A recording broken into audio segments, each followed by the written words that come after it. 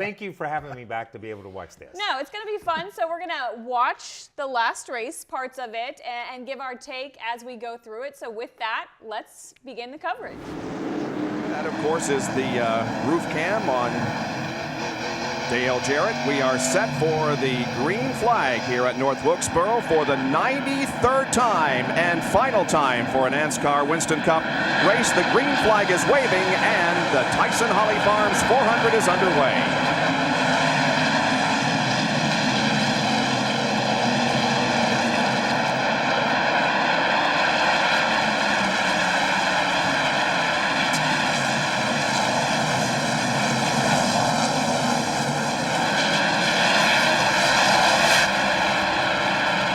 Just about a half a car length outside front row starter Jeff Gordon leads lap number 1. Bobby Hamilton now moves up to challenge Ted Musgrave for second.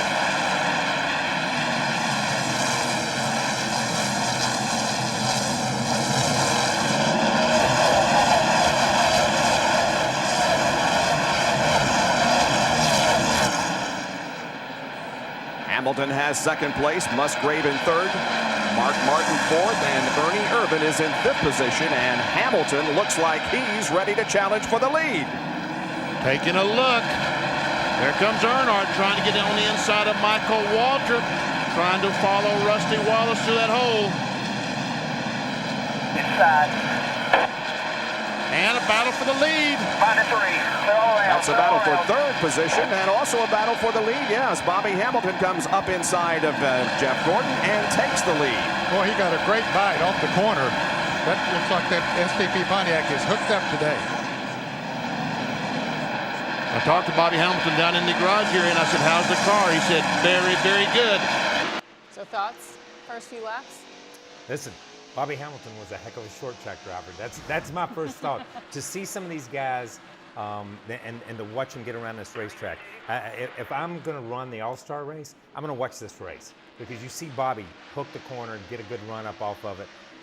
You notice we haven't seen me. I'm at the other end of the stage. We get to that later. I'm making We're going to get to you. But it's so cool to hear Ted Musgrave. It's so cool to hear Bobby Hamilton. It's so cool to see these names. But you know, Jeff's right there in the front, and I don't remember a race that Jeff Gordon wasn't in the front. I mean, it was 1996. 96. I mean, what are we going to say? Yeah. Yeah, and I'd say too, when you think about North Wilkesboro, you've got to think of the Petty name. You know, Lee Petty was in the very first race there. He was a 3-time winner. Richard was a 15-time winner. Kyle had a couple of second place finishes. Had a good run. You had a couple of second places. So, but this, when I think about Wilkesboro, this is what I think. It's arguably the oldest racetrack that we ran for forever and ever. But you think about Enoch Staley, you think about the Combs, you think about Staley's, you think about everybody that was up there.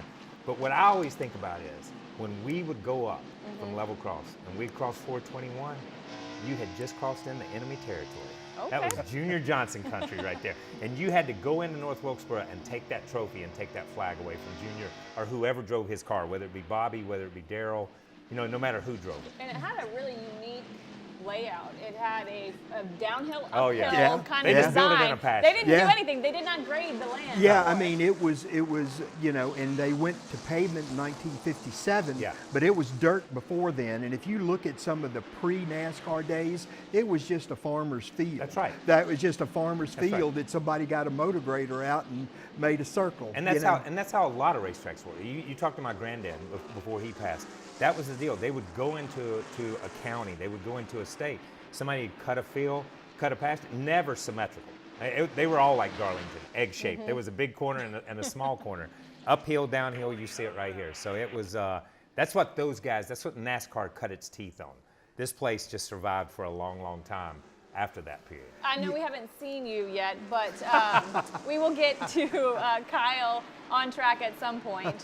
What was the demeanor like? Because this was a bread and butter track, a track everybody loved, the drivers, the fans. So coming into this race, the last race for the Cup Series there, what was kind of the atmosphere like? So I think it was a sad time for a lot of us because a lot of us had grown up with it. Sterling Marlin, myself, and, you know, so many families had grown up with this as a part of your Sunday afternoon twice a year. This was your place. And for Michael Waltrip, for Bobby Hamilton, for so many of those drivers, they had watched these races all those years. So it was something important to them. So to see a track come to the end, you know what I mean? That's not anything we ever had seen in our life, really. You know, they were building Chicago's, they were building Kansas, they were building Texas, they were building huge racetracks. But our bread and butter were still these half miles and 5/8 miles, and that's what you thought you were going to always race on. And I think when we went to like Riverside, Yeah. every year it'd be sort of like, this might be the last race, but then we'd come back the next year.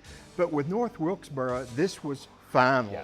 You know, when you listen to the broadcast, I mean, from the start, they're like, this is it. This is the finality of it. And I think that's why it was so emotional, because there was no second chance. No. This was it. And you see the fans. This has always been a local track. It was not Charlotte, where people came from all over the United States to watch. It was not Daytona, where people drove from Canada to come and watch. This was North Wilkesboro. This was the people of Wilkes County. This was their place, their shining star. And you see in this footage, man, they are people. This place is packed. They're hanging from the rafters for this last chance to see these guys. Yeah, I'm sorry. We're under caution for debris right now. When you think about it, you talk about it's for locals. For years, North Wilkesboro didn't start the race till 2 o'clock. Yeah. They wanted to give everybody a chance to go to church and then come to That's the right. race. That's right. You know, they started at 2 o'clock, and even in the earliest years of ESPN doing the race, it was a 2 o'clock race. And it was because Enoch wanted to give people a That's right. chance to get to church. It was community. Yeah. It was and it was a huge part of their community. You're on pit road. I remember that car. I'm actually impressed. I am impressed that we have a camera mounted to see the pit stop. Yeah, listen, why am I the only guy on pit road? That's what I want to know. Most of the time, there's supposed to be other people. Do you know why I'm on pit road? I Because don't. I have no idea. This is 1996. We're under caution, so Yeah, it's there are a not couple it's not other- a Debris terrible- must have been that must have been my driver name at that time. Loose Debris. conditions is what the broadcast said. Loose condition. Loose condition. Listen, I can believe that. I was loose a lot. Not only on the racetrack, I was loose a lot. I'll just say that. But when we look at the pit road there, that's a big difference from when how it was a few yeah. years earlier. I mean, when ESPN first broadcast from there in '82, there was no wall between the pit crews and pit road. Yeah. You just out. stepped out and did Yeah. the change, and yeah, you see the packed crowd there, and it was an emotional day. Yeah, we used to pull in and you parked on pit road, however you were in points, and that's where that became your pit. Your toolbox was on the back of your truck. Just catch some of the racing action. And the reason I said drivers that are watching, see Earnhardt get position, get down on the inside. This is a pretty good. It was always a pretty good two-lane racetrack, but through 1 and 2 was a crazy corner. You had to go in. You watch Dale go in. He goes in really low, drifts out almost, and then comes back across the racetrack. It's almost a diamond. And when they changed Richmond later, that's why Earnhardt was so good at Richmond. 1 and 2 was almost like 1 and 2 at Richmond for a lot of years, the way the pavement was. And he would kill you doing that move because you could roll in under him and he'd cut right back across your hood, man. And how much did you notice the downhill, uphill? Did you notice it as a driver? So here's the funny thing. You noticed it on new tires. You noticed it on new tires because, man, that thing would lug up the back strips. It was 150, maybe 200 RPMs difference on new tires. This was a funny place. I saw Neil Bonnet here one time almost lap the entire field on 7 cylinders after he had dropped the valve because you could run faster because the racetrack was so slick and the tires were so worn out. Neil just checked out on it. So it was you didn't notice it then. You know what I mean? You never noticed it, but you could overdrive turn 1 because you got that run down the front stretch, downhill. Bodine with a tire issue. When we talk about tires, we think about North Wilkesboro being the site of the first Goodyear win with radial tires in 1988. And so, you know, that was part of the Goodyear Hoosier tire war back in that period. But when Goodyear was able to win with radial tires, that was one of their first great triumphs over Hoosier, and they proved that radial tires could work. Yeah, and Goodyear and radial tires was the nuclear solution to the tire war for Goodyear, because they knew Hoosier could not venture down that road financially. And they knew if they came and they could make that radial work, that Hoosier would have to go home. And they played their cards right. And when they started winning races, like you say, Ken, once it proved to drivers that you could drive these things and you could feel and you could get that feel back that you were used to with that bias ply, then I think a lot of people said, okay, we'll see you later, Hoosier. You guys need to head back to Indiana. Nemechek was just on pit road. Then you forget these cars. You forget, there's the 25, the Budweiser, the Remington car. Oh my gosh, man. This is so much fun for me to watch these guys and watch these paint schemes. Did you have a favorite in this race, paint scheme? Yeah, I'm gonna say Jeff Gordon since I know how good he is. No, yeah, you know what I mean? Yeah, my favorite, listen, I'm dyed in the wool, STP, Petty Blue, and Dayglow Red. That's it. That's always gonna be, no matter how you paint it, no matter how it comes out. I think some of their cars and continue, even at Legacy Motor Club, the way they do their throwbacks. I love that. There's definitely a lot more neon in the field than I feel like we typically see nowadays. I wish they would do more of it. But here's what I want you to notice. I want people to notice as you're watching this race that you can actually read the sponsors on the cars. They are large. Because they don't have these exotic paint jobs or these exotic colors. Look at that QVC car. Look at that camel car with just the camel on the hood, the skull car. You know who these guys are. And it was such a simple time in advertising. It's such a simple time in racing. But, you know, the part of it, too, is these were the paint schemes that they ran all year. All year. All year. If you showed up at Charlotte or Martinsville or Daytona or North Wilkesboro, it was the same paint scheme. Terry Labonte was there in the Kellogg's car. The only difference was in the spring, he had painted his car like the Iron Man. He tied the Iron Man record, and he beat Jeff Gordon just by a car length in the spring race here of '96. So now, I will say the reason that these cars ran the same paint scheme all year is because the price that it costs to run a car all year long, was you much couldn't lower. run 2 races now for the price that we ran all year long. And it was just the economics of the sport. It was just you didn't have 1,000 people coming in and wanting to sponsor or having to break the season up. The model changed, and the model began to change along in this period of time. As we get to the late 90s into the early 2000s, the sponsorship model and what it meant to be a sponsor in NASCAR or a partner in NASCAR changed. This is the onboard camera for your car. They gave me an onboard camera? They gave you an onboard camera. My gosh, look at that. Look at the Cartoon Network car. Oh, the Cartoon Network That car, resonates with me because I told you before I was in grade school during this race. So that's the car you're pulling for. Yeah. Don't pull for the silver bullet. But you know what? This was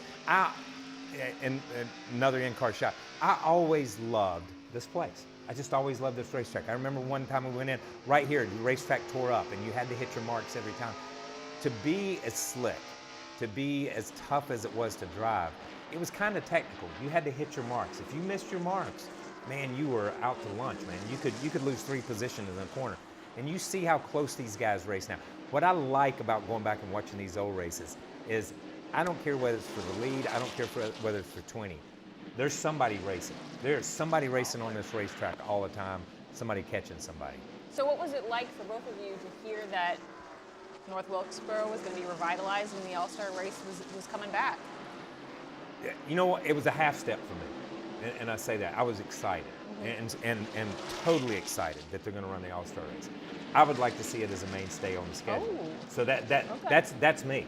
You know what I mean? Because I want it to come all the way back. I don't want it to just come back as a Tiptoe gimmick, back. as let's run a specialty race. I want this place to regain its rightful place in what is NASCAR racing. Yeah, and I think for me, the fact that it's coming back is a huge surprise. Yes. If you had even 2 years ago told me that this was going to happen, I would have said, I just don't think so. Maybe a truck race. But I will tell you, I was part of the planning for the 75th anniversary. And so on my wish list was the All-Star race at North Wilkesboro. Good for you. So I'm not responsible for it at all. I'm giving you all the credit. No, I'm giving you all the I'm credit. not responsible, but I did think about it. Yeah. And I've got it in writing. But I think for our 75th anniversary, there couldn't be anything more appropriate than going here. Yeah, than Wilkesboro. You know, and I look at it this way. And I have been around a long time, and followed my dad to Greenville Pickens, followed my dad to Raleigh when he won the last dirt race, and we've done the dirt thing. But the dirt thing is not, in my mind, a throwback to and a nod to the history of the sport like this place is, like North Wilkesboro. North Wilkesboro is a true nod to the very origin of the sport, the beginning of the sport, where the sport come from, where it's grown to, what it is today. At some point in time, you've got to go back and touch that place, and that's your touchstone. There's a couple of racetracks, Daytona, obviously, and the beach course and all that stuff. But this is one of those places that, for me, is finally us taking that step and making that acknowledgement. And when you think about the roots of the sport and the moonshiners, no doubt about it, Wilkes County, is it. And when you look at Martinsville, Henry County, That's right. Franklin County, I mean, these surviving old short tracks, they sprung up because of the moonshine business. And those guys wanted somewhere to go race, you know, and so when you go to North Wilkesboro, you've got to think of Junior. I mean, for so many years, you know, it was Junior's house. We even did a tease one year on ESPN about when you go to North Wilkesboro, you're at Junior's house. That's right. And you know, his shadow, I'm sure he'll be smiling Sunday when they get back to racing there. Well, Cool. Ken, we appreciate you joining us. Yeah. We know you have a busy schedule. Cannot wait for all the action in North Wilkesboro. Yeah, well, thank you. It's been my pleasure. Thank you, man. Yeah. And with that, we're going to catch more of the race. Right front fender was bending on Bobby Hamilton's STP Pontiac. They took a 5-pound sledge. And let's go back to the Irvin pit where Bill is standing by. Right side damage to the Haviland Ford. They've changed the right tires. Now they're going to hold Ernie Irvin on pit road. Larry McReynolds appeals to the Winston Cup official. Ernie did come down pit road earlier and continued on his way. Larry McReynolds lobbying for his cause, visibly upset. Irvin being held here on pit road. Now is allowed to go, and Larry McReynolds talks it over with the NASCAR official. Lost a lap. Now, Bill, as you pointed out, he did, as soon as he came around, he didn't wait for the pace car to pick the field up. He came down pit road. His crew sent him on around, or at least he went on around and got blended back in the field and then came down pit road when they did, but the pits were not open when he came down the first time. So I assume that that's the concern among the officials there. And of course, he is being stopped also down at the exit of the pit road while the field goes by. Well, we're under caution because of an incident here on the main straightaway involving Kyle Petty, and it ultimately involved Irvin and Hamilton. Let's take a look. Well, this started back in turn 3, and Kyle Petty comes off the corner, nails the gas, gets sideways, goes down, gets in the 28 car and also the 43 car. We see Mark Martin way down on the inside. He avoids all the problems. But both the leaders are having a problem. Now this is going in turn 3, and you'll see the problem start here. There, we get a bump from the 8 car. He gets the car sideways. He might have had a flat tire because here when he got on the gas, the car just suddenly snaps sideways, and he goes around, and that's when the leaders made contact with Kyle Petty. Kyle is back out on the track. Ernie Irvin, however, has come in for another stop as they continue to work on the left front of the Texaco Haviland Ford. We'll take a break and be right back with more from North Wilkesboro.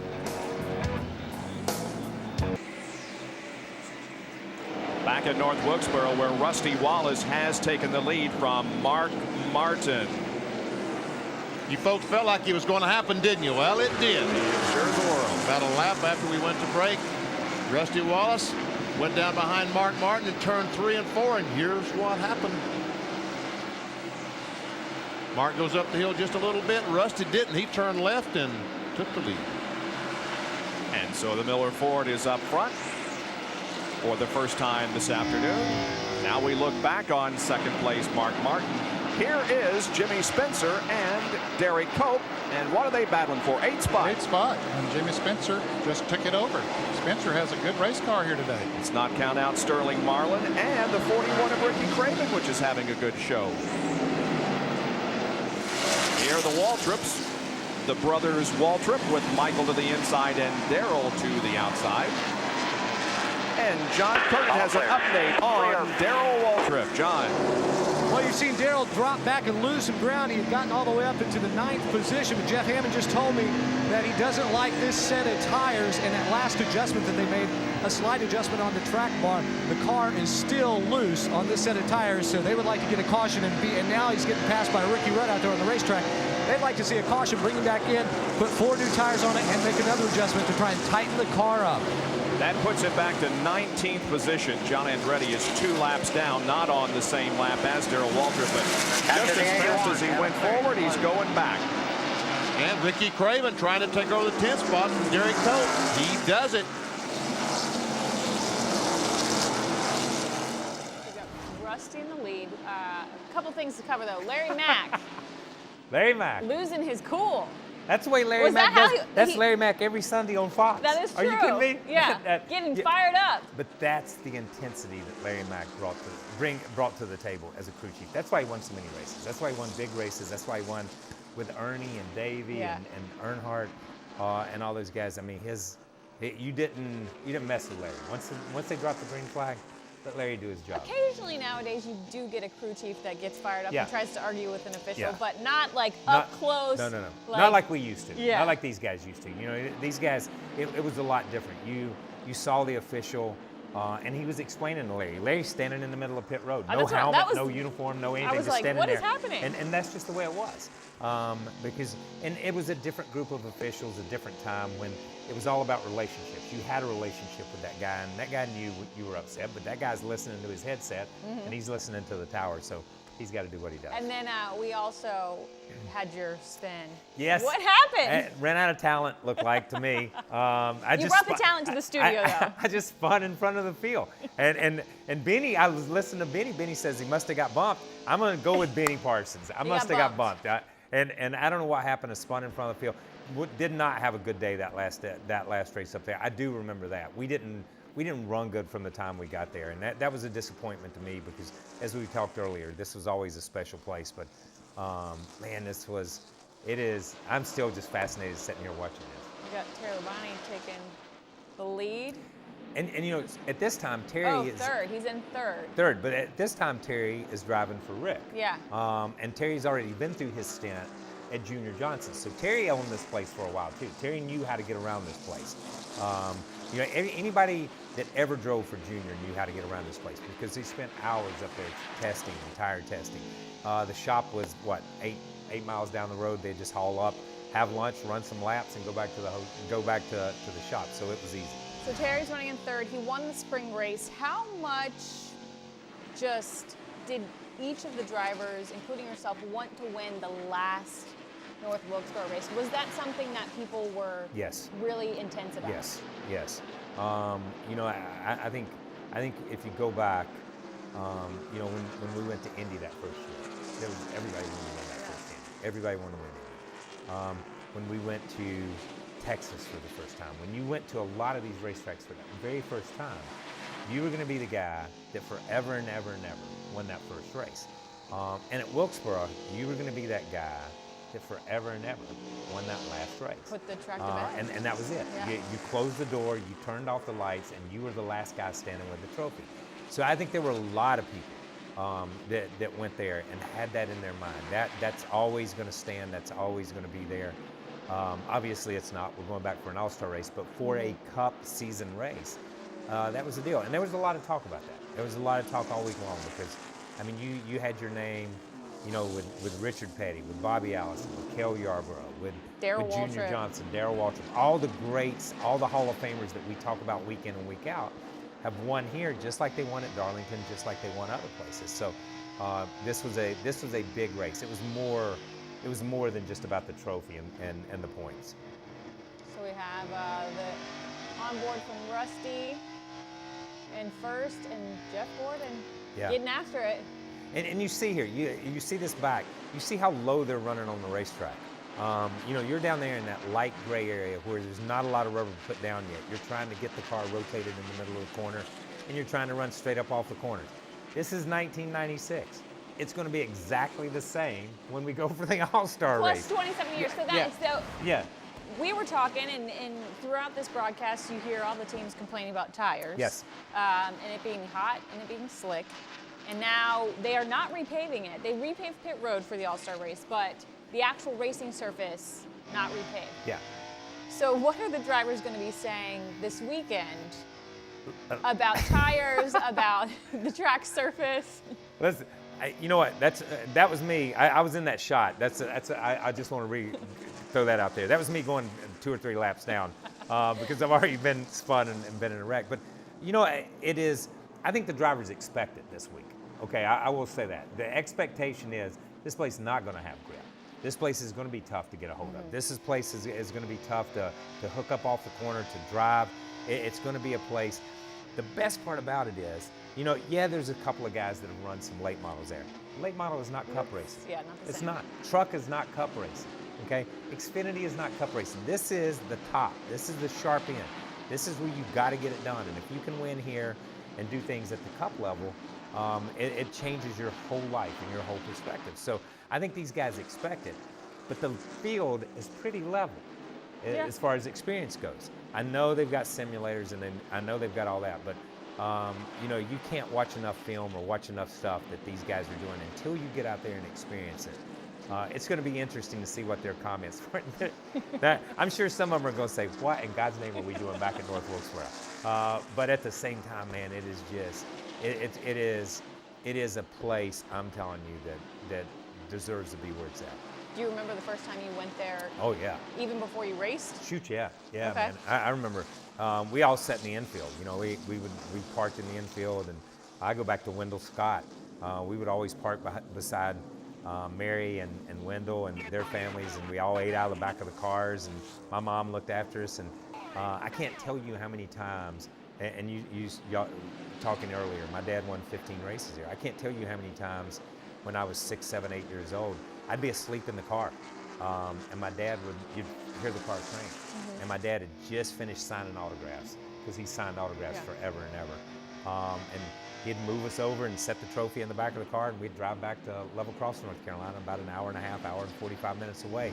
But I loved going to this place because the people, as we talked earlier, the people were so kind. The fans were they loved racing. They wanted to see good racing. They didn't want to see junk. They wanted to see good stuff. But it was a great, great place to go to. We just had a lead change there. Jeff Gordon taking the lead. Rusty getting a little loose, it looked like. Rusty turned left on Rick Mast, so let's just call that one like it is. Rusty, that's called a late block today, okay? But Rusty just absolutely turned left on Rick Mast while Rick was chasing down the leader. So I don't know what Rusty was thinking right there, but but that's the kind of place, that's the kind of thing this place was. I said it before. If you miss your mark, you're out to lunch. You lose 2 or 3 positions. And Rusty knew, as you see Jeff getting under him right here. Here's Rusty, he's in the outside. He's getting ready to lose 2 or 3 positions. He just turns left and comes down on Rick Mast right there. Rick does a great job of gathering the thing up and not really doing more damage there. But you see Mark behind him has to let up. And there's a 12 car. I'm not sure who's driving the 12 car at this time. But see, Rusty just turns left. I don't know how Ned and them call it. I'm not listening to Ned and Benny. Sorry, I'm just going out on a limb here. But it's the way it was. You couldn't, once the tires got hot, it was like Darlington. You can't run too wide. In about 30 laps. 22 cars are now on the lead lap as Jeff Gordon puts a lap on the 22 cars on the 23rd lead runner lap. at the moment, Lake Man, Speed. that's a lot of cars at Right Wilkesboro back. on the lead lap. Burton running 5th. Good job. It's funny because some of the pit stops during this race, like you hear, Jeff Burton had one of his best pit stops of the year, and it was just under 20 seconds. That's right. That's right. At that point, there were competitive-ish pit stops. It wasn't like way, way, way back in the day, but No. it was not the elite athleticism that we see today. There wasn't athleticism, okay? The guys that changed tires, the Joey Knuckles, the Larry McReynolds, the Dale Inmans, the Gary Nelsons, the guys that were crew chiefs, Robin Pemberton, that were crew chiefs and crew members, You worked on that car Yeah. all day long. It was the engine tuner. Yeah, that's right. Changing tires. You changed tires, man. You just took, okay, you're the tall guy. You gas. Yeah. You know what I mean? Okay, you look like you got big arms. We're going to let you jack. Yeah. You know what I mean? It was that kind of thing. And it was, they took great pride in having fast pit stops, but they didn't go back to shop and practice.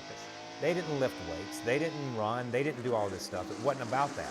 If you had a team back then that had done that, I mean, they'd have gained 10 seconds every pit stop. Yeah. You know what I mean? I mean, it almost looks that way. But these guys were good, just naturally talented mechanics and naturally talented athletes that just could do it.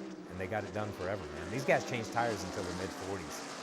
You'll never see that today. 2 laps to go until halfway. There was a $10,000 bonus Yes. up on line. So people can say what they want about stage racing, but there was bonuses and incentives to race throughout the race. Yeah, there was. Back in '96 too. Yep, Dale Jarrett tells a story at Indy that they lost the Indy 500 to gain $10,000, to win $10,000 for the halfway money because they ran out of fuel. It was just it was a bad situation, but they just stretched it and stretched it. But yeah, you did have that bonus. And there's always been bonuses. If we go back to the beginning of R.J. Reynolds and the beginning of Winston, they used to have first quarter, second quarter, third quarter, and they kept points, and you could win the first quarter of the year in the points, and that was a bonus. So there's always been things that were kind of like stage racing, not exactly, but at least there were incentives to keep you racing all year long. 7 times in '96, the halfway winner went on to win the actual race. So Jeff Gordon winning the $10,000 bonus for leading at halfway. You know, every time Jeff Gordon in 2096, let me just say this, in '96 when Jeff Gordon won the halfway, they should have made him pay $10,000 to everybody else because it was an indicator. He didn't win the championship that year, It though. doesn't make any difference, man. That's a phenomenal year. I want you to look, as we look at this, I want you to look at this, and you look at Bill Elliott, you look at Kenny Schrader there, Benson, Cope, but if we go back to this Indy, it's Rusty, it's Mark, it's Earnhardt, it's Rick Mast, it's Darrell Waltrip, it's all of these guys. When you look at that group of names, and then you say, oh yeah, Jeff Gordon, he won 10 times against that group of names. And that's like, how? How did he win that many times against that group of such talented drivers? And you know, this is... And so early, too, in his so career. So early, man. Remember, he had just recently been around 5 or 6 years at the time, I guess. I mean, relative to the span of his career, that was So, very but early. you look at it, and that's why everyone projected Jeff to go ahead and win 10 championships, 12 championships, whatever that may be. But you look at it, man, and the talent level and the drivers that were in here, this is where they cut their teeth on these short tracks too. And they knew how to drive these places. But it fascinates me when I look back and I think about Jeff. But this was a time when winning wasn't everything. Winning wasn't everything. It was consistency. It was just being consistent. It was putting together the number of races and gaining the most points in each race. If you run 5th in each race, you were going to win the championship. If you run 10th in each race, chances were you were going to win the championship. It wasn't about just outrunning everybody every week. It was about making your stuff last. And this is when cars actually still blew engines, actually still burnt gears out, actually still had mechanical problems, and were sidelined. We don't see that anymore in the sport. It's not that way. There's Jeff Burton.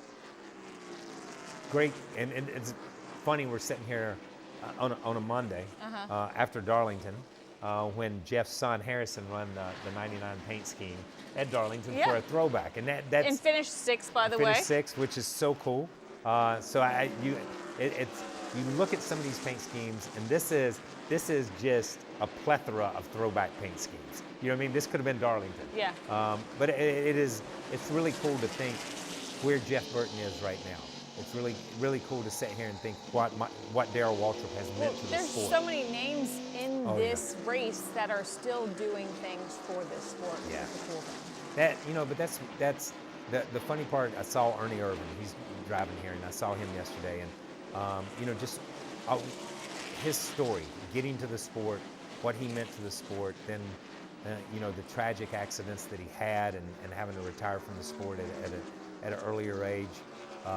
you know, I look at a lot of, there's so many guys and so many lives that went in so many different directions during this period of time. But these guys, they all hang around. They all hang around the sport. It's I tell people all the time, it's some people call it a disease.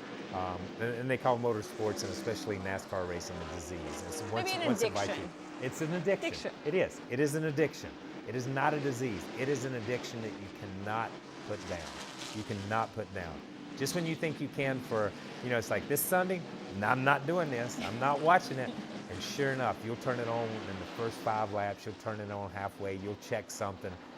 It doesn't make any difference. A little contact there. Ooh.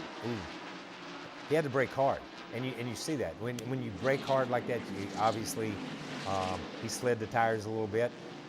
That's Marcus behind him, man. Talked to Marcus the other day, and Marcus is 82. So these guys are still around. I hope they watch this. I hope they watch this stuff and see themselves on TV. There's Ray. So Earnhardt has made his way up through the field, knowing without. I know you know the end of the race and who wins this, but time travel back. You have Jeff Gordon leading, has never won at North Wilkesboro. You have Dale Earnhardt, who has won 5 times. Yeah. And he has picked his way through, and he is breathing down Gordon's neck. Who's your money on at this point? If you don't know the ending. So if you don't know the ending, if you don't know the ending, then my money's on Dale Earnhardt. Okay. Okay, my money's on Dale Earnhardt. And my money's on Dale Earnhardt because of a lot of things that we've talked about. Because the history of this place, his dad raced there, Ralph raced there. You know, there's so much. So and he knows the place. My history's not on the young guy. It's not on. It's not on that guy at this point in time. But God, man, you got it. When you look at this, and you go back and just knowing. Let's just go back to '96 and knowing the history of '96. You got tagged. Man, I'm just kidding. I am absolutely in everybody's way. So if you just know the history of where the sport is, then you know Jeff won 10 races this year. So when you look at that, then my money switches Then back to you're Jeff like, Gordon because now we're going with the big mo. We have jumped ahead a little bit in the race. Wally Dallenbach. We've got about 100 laps to go. Man, Wally driving Bud Moore's car. Bud Moore's cars with Bobby Allison and some of those guys, Baker and some of those guys up there, had some great runs and some wins. So right here, you see Wally's on the outside. He just gets This touched. is your onboard.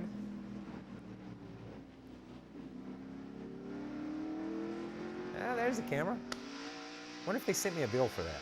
I don't know. They could have. But golly, man. Then see Dale reels him in. This was Dale's MO. If you go back to a lot of Dale's stuff, Dale either dominated a race and just drove away with it, or just lingered about 10th, about 8th, about 6th, about 2nd, and then he was there. And that was the old saying, man. If you can you got to take care of that 3 car and take care of Earnhardt early in the race. Yeah. If you can get him a lap down, if you can get him down, then keep your foot on his throat and don't let him back up. Because if you give him a second chance, he's going to come back and bite you. And, like now, because we're about to have a good battle for the lead. yeah, we're getting ready to. And only fitting that the last race at Wilkesboro comes down between a veteran like Earnhardt and a young guy like this. Yeah. Because it's a changing, it's a moving of the sport. It's a moment in the sport when it changes directions, when they lock the gates on this place. So it's only fitting that it would come down to these guys racing. And speaking of young guys, so last race at North Wilkesboro for the Cup Series was 1996. There are a handful of current Cup Series drivers who were not born. That's right. In 1996. Yeah. Yeah, which is just. And now they get to be a part of that history. That's right. They get to be. Harrison, Jeff's son, one of those. That's right. They get to be a part of the history of the sport in a different place, in a different way. Because again, you know, like I say, this place needs to be in the sport. It needs to be a part of the sport. But you know, listen, I'm fascinated that we got a bunch of 12-year-olds driving now. That's what it seems like sometimes. You know what I mean? So if you're Harrison, are you asking your dad? If you're Harrison, are you knocking down Jeff's door to say, how do I run North Wilkesboro? Yeah. Listen, if I'm any driver out there, if I'm any driver out there, I'm trying to find someone. And if I'm Hendrick Motorsports, I'm talking to Jeff Gordon. I am. I'm looking at him. I'm talking to him. I'm saying, what was it like the last time? What do you remember about the pavement? What do you remember about getting into turn 1? What do you remember about good places to pass? What do you remember about a lot of different things? I am. I'm talking to anybody I can. And I'm watching stuff like this. Yeah. I'm watching this film. I'm watching where these cars go when the tires get slick. I'm watching how you've got to come up off of turn 4, how you got to come up off of turn 2. So I think, yeah, there's a lot of things that you can learn from watching. But for a Harrison Burton to live in the same house, yeah, I think that he's got the inside track. So Earnhardt at the point now, but still lots of pressure from Jeff Gordon. Listen, neither one of these guys, when you pass them, they didn't just lay down and let you have it, okay? So much is made today of race etiquette and how people race and letting people get around you and all that stuff. You know, Jeff knew that the 3-car run him down. He run him down, he run him down, he run him down. Where's he beating me? Where's he beating? Where's that 3-car beating me? Jeff needs to know where that 3-car's beating me. The 3-car gets around him. Now Jeff's going to school on Dale Sr. Now he's seeing, oh, I see what he does coming up off the corner. Oh, I see what he does getting in the corner. And Jeff's a smart enough race car driver.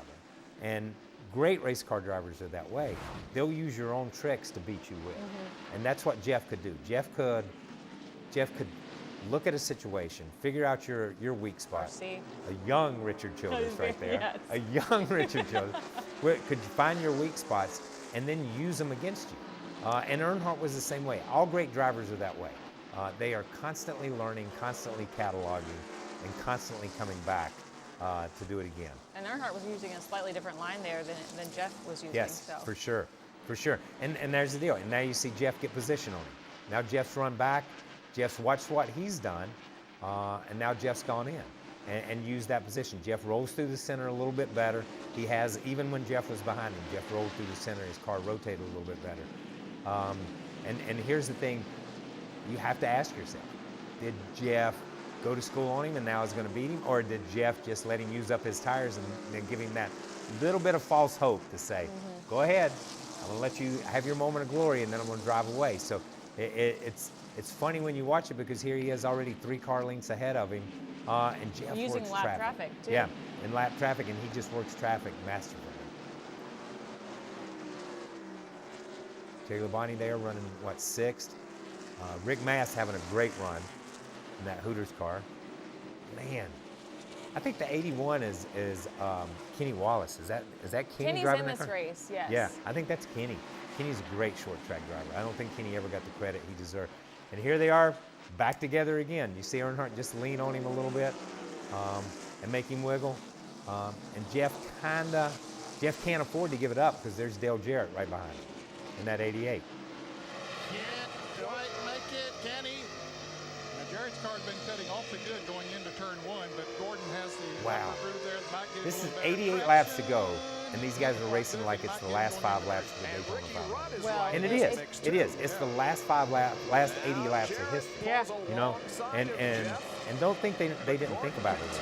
Don't think they didn't think about this being in its historic terms. He's going to try to pass Jarrett on the outside. The greatest thing Jeff Gordon's ever heard in his life was that spotter said, clear. Trouble up here. Problem. It's Oh, Presley in the no. wall. The caution comes out at lap 312. Robert Presley. Robert with, Presley, He man. isn't going to be able I'd to say do that we would consider this a late race caution. Not a very late, but still. Yeah. At this point, I think they need tires. So here's the funny part, you know, and I listened, and we saw him earlier, Larry, and I listen to Larry every week. And he's so smart, man. He is so smart with the data and the way he analyzes it. And he'll say, this is a trend. The trend seems to be this is what we're going to see. This is a trend. If you go back to this time of racing, if you go back to the 80s, you go back to the 90s, there was no trend. There was no. You didn't know. I didn't know. You know, whether there was going to be an engine failure in the last 50 laps, whether there was going to be oil on the racetrack, whatever it may be.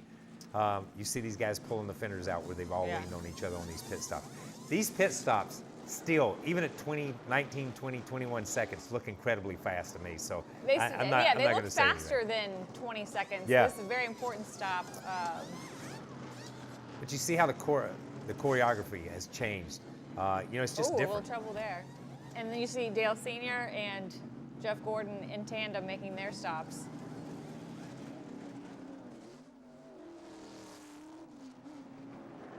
Oof. Ooh, that was close, man.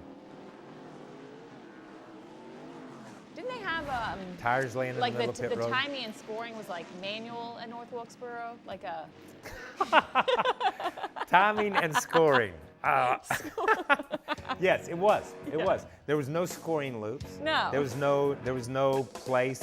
You know, there was a guy at the end of pit road that held a stop sign, and if you were past the thing, he would hold up the stop sign. You better I got stopped, because that's what it was. And word come down from on high, and that's the way it was. But yeah, the scoring was done manually. Everything was done manually. And you know what?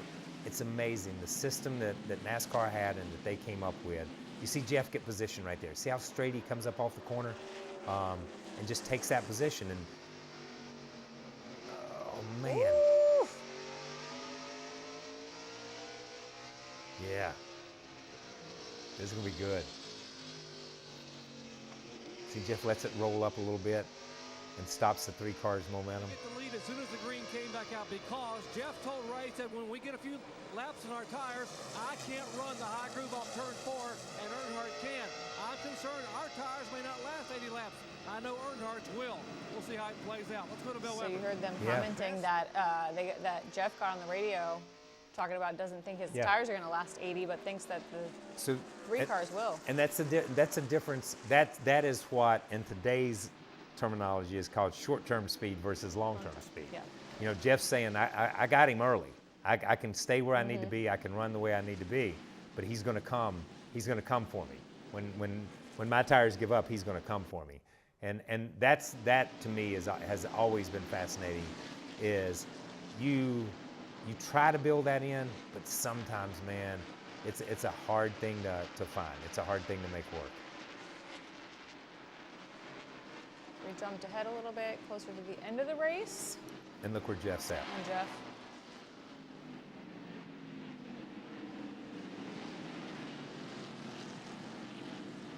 $15 to go. Wow. And turns out that Jeff did have a long-run car. Yeah. He was a little worried. He may have been worried, but obviously it didn't come to fruition. And you know what? It's not, and we talk, today we call it clean air. When you got it, back then you just called it clear track. Okay. You know, you had a clear track. You weren't working traffic. You weren't having to pass. And you see, I mean, Jeff, when we saw before we skipped ahead with 80 some laps to go, they had clear track ahead. This pack has bunched up enough that they still have clear track. You know, Jeff's far enough ahead where he just kind of drove away from him, which is pretty impressive. Mm-hmm. But that's where, again, Jeff was such a smart race car driver. And Earnhardt was such a smart race car driver. You see Dale Jarrett, I think we saw it a minute ago, had dropped back to 4th. Jeff Burton then moved up to 3rd. So it's pretty cool to watch the way these races played out, because today we watch races and strategy and when you pit and whether you come in 2 laps early or whether you come in 2 laps later or whatever. This was still a time in the sport when raw speed got it done. Mm-hmm. If you had the fastest car, you won the race. Very rarely did a car that wasn't the fastest car not win the race. You were the fastest guy that day. That's why you won the race. So that was these guys, these crew chiefs and these drivers took a lot of pride in just being the fastest that day. Doing a good job today. And there's a name haven't heard his forever. 10 laps to go for our leader, as you can see on the pylon. 10 to go. He's putting Michael Waltrip a lap Here's down. Michael. The 13th place car, so now there are 12 on the lead. Make that 11 on the lead lap. Waltrip was in 12th. Or a lap down. Yeah, leaders come fast at North Wilkesboro. Was it Yeah, they come fast. 0.625? Yeah, they come. Listen, here's the thing too. If this was today, we would have intervals scrolling across the bottom of it. Interval between 1st and 2nd. Yeah. You know what I mean? And you don't have any of that. All you have is your visual. It's fun to watch old races because you don't have all, even though we don't have all the technology, it leads a lot to the imagination. You think you see the guy catching up. You don't always see it. You know, 43 car had a good run this day. Ricky Rudd had a good run. We've seen these cars, most of these cars that you see to the left there, Jeff Gordon, Dale Earnhardt, Dale Jarrett, Burton, Labonte, and all those guys. These guys have been in the top 10 all day long. And it's not really changed. Through pit cycles, through everything, it's not really changed, man. It's the same guys, and that's where I go back to say the fastest cars win the race. That's the type of sport it was right there. Man, I think my man Bobby Hamilton just knocked the 6 out of the way right there to get around him. I like that Val Williams. Even in this shot, it looks downhill.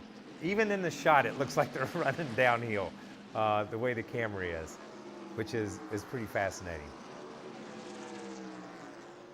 I think that's Benson in the 30. We so often talk about two ends of the racetrack being different and setting the car up for the different ends, but this was the front straight and the back straight very different. Was there a compromise you had to make? There was more of a compromise for most people on gearing, more so than spring setup and stuff. There was a little bit, but you had to, you could make a car work through 3 and 4. If you could make your car work through 3 and 4, the compromise from us, I always looked at 1 and 2. Because you could run high, you could run low, you could diamond it, like I said, Earnhardt did. But the gearing thing was different because, like I said, there were a couple of hundred RPMs difference between the front stretch and the back stretch. And if you geared wrong, man, once they start the race and you lose and the pace slows down 1.5 seconds, 2 seconds, then you're way out to lunch. So there were compromises. Every racetrack is a compromise. But this place is, it is going to be for me with all the technology, it's going to be fascinating as we watch a race, and it's going to be 1996, 2023. And we're not going to have the advantage of seeing that connected by cars and drivers and technology. It's just a gap, and it's going to be something totally different. So it's going to be interesting to see how these guys approach this place. All right, white flag lap coming up, so let's go full stream for the end of the race. Less than 5/8 of a mile to go. And the drop of the checkered flag here at North Wilkesboro brings down the final curtain of NASCAR Winston Cup racing. From the first race, October 16th, 1949, won by Bob Flock. The victory here to Jeff Gordon on September 29th, 1996. Jeff Gordon wins the final race at North Wilkesboro, the Tyson Holly Farms 400. It is his 10th win of the season. That equals the most wins in a season in the 1990s. Bill Weber. Rick Hendrick, you have a tough job. You know 2 of your cars aren't going to win on race day, but this one and its driver have won 10 times. It's been an unbelievable year. You know, the guys have worked so hard, and I just hope we can stay down this points chase and win it for all our sponsors and for our guys. How about your driver? He's unbelievable, isn't he? He got his name in the North Wilkesboro record book. He's the last guy that'll win a Winston Cup race here, and he'd never been there before. You know, this place has been awful good to us. We won a lot of races up here. That's Rick Hendrick, the winning car owner here at North Wilkesboro. I'll tell you one thing that's not changed. Rick Hendrick sounds the exact same. The exact same. Yes, he does. And it was interesting listening there. Bob Flock won the first race. And Bob and Tim and Fonnie, they were a group of brothers that raced back in the 50s and on into the early part of the 60s. But to bookend that, to have your name and to be hoisting that trophy and to be Jeff Gordon, the bookend to a Bob Flock had to be just an incredibly special moment for him. And obviously, like Rick said, they won so many races there, man. And to see some of the faces in the background as Rick stands there and talks, that's pretty cool. Well, Dale Earnhardt talking to all the media. We'll listen in for a second, then we'll get our question in. Wilkesboro, but you know, the tires, I just punished the heck out of him trying to run him down. I was doing some good there, and then I got caught up in some lap traffic, but you know, that's the name of the game, is be there where you got to be there, and we weren't there at the end. How about you got a special day tomorrow? Yeah, we got an open house at Dale Earnhardt Chevrolet. We're going to have a big day down there, so running good today pumps everybody up for tomorrow. But Dale, considering the last few weeks you've gone 12 races without a top 5, and then boom, this has to feel almost like a victory, doesn't it? Well, it does. I love what Earnhardt said right there. You just got to be there when you got to be there, and we weren't there. You know what I mean? And that's how simple it was. That is how simple the sport is. And you just paraphrase that. That's how simple It still is. racetrack's so If you wore can out, put and, yourself in definitely wasn't position gonna get a new pavement to for be this there, last race, to so have a shot we just at had it. to, And we this just had guy to take it was easy in on the it tires and do the best we could every and, week. manage You the know what I mean? tires is what it was all And they about. put themselves in That's position, Dylan and they Earnhardt, just second couldn't take place finish. advantage Let's of go it to the because somebody else McDonald's did. winner's circle interview with Dr. You hear him Jerry talking about it. It Punch. was all about tires. All about tires. Jeff Gordon getting ready to climb out of the car. They had been racing at North Wilkesboro Speedway 22 years when Jeff Gordon was born in 1971. And now he gets his first win in the final at North Wilkesboro Speedway. Rick Hendrick is Carl Rennie congratulating him. What an emotional moment here. A young man who is charged to lead this sport in the next century writes the final chapter on a racetrack that was there at NASCAR's beginning. Here is Jeff Gordon out of the race car.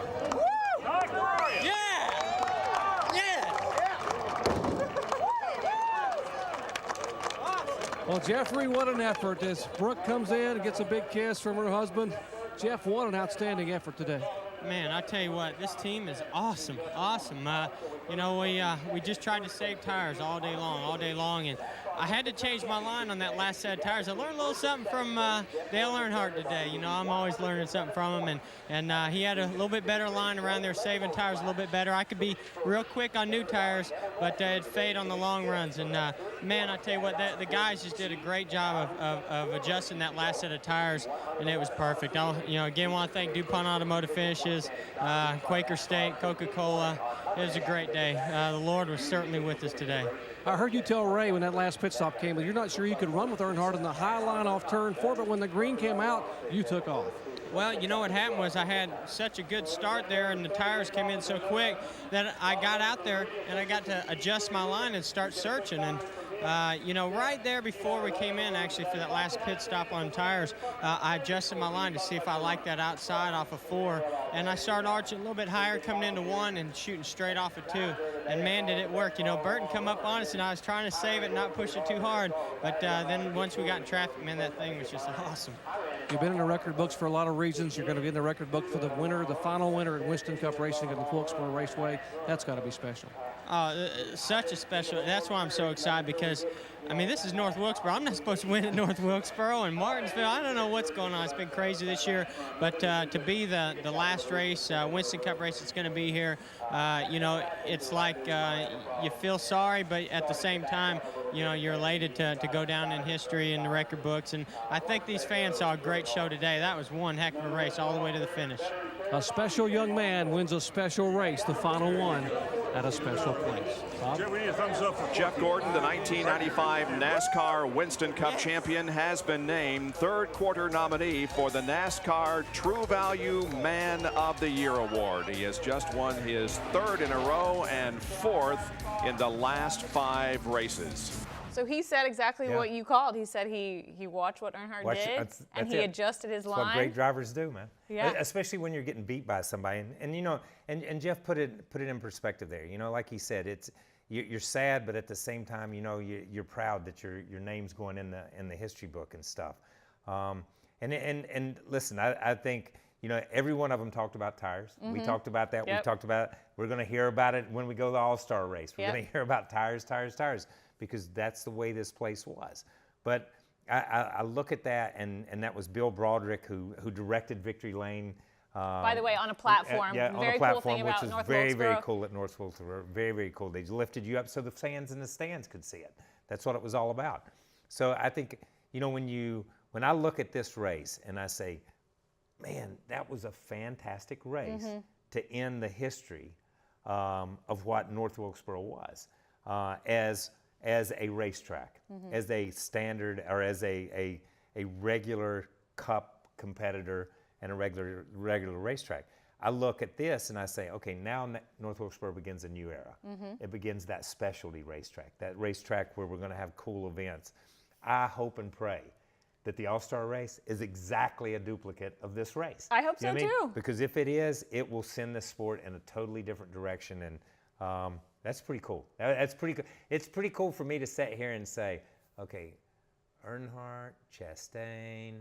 Yeah, who are you? I got Byron, I got Jeff, I can take and put different drivers in different cars, and you look at it and you think, yeah, they're going to get it done up there. So knowing what you know about North Wilkesboro, how it drives or how it drove, knowing what you know about the current Cup Series field, expectations for Sunday. Who can we see lifted on that platform? You can give me a handful of guys, or at least guys that are being contention. Okay, so here's what I'm going to say.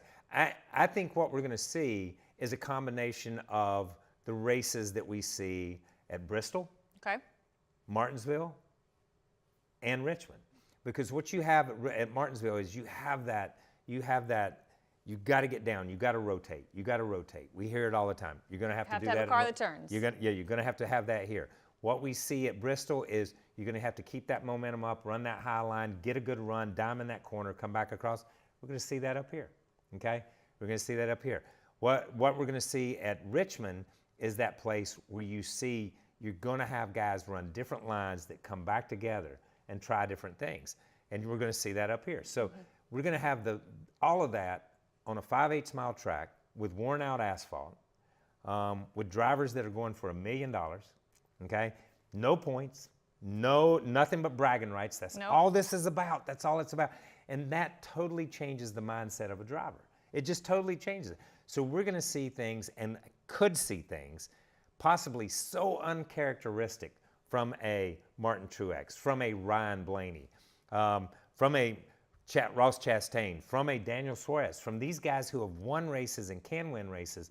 We may see something so unexpected that we look at it and say, oh my God, where did that come from? Yeah. You know what I mean? Where did that come from? Because I think all the elements are there with this car.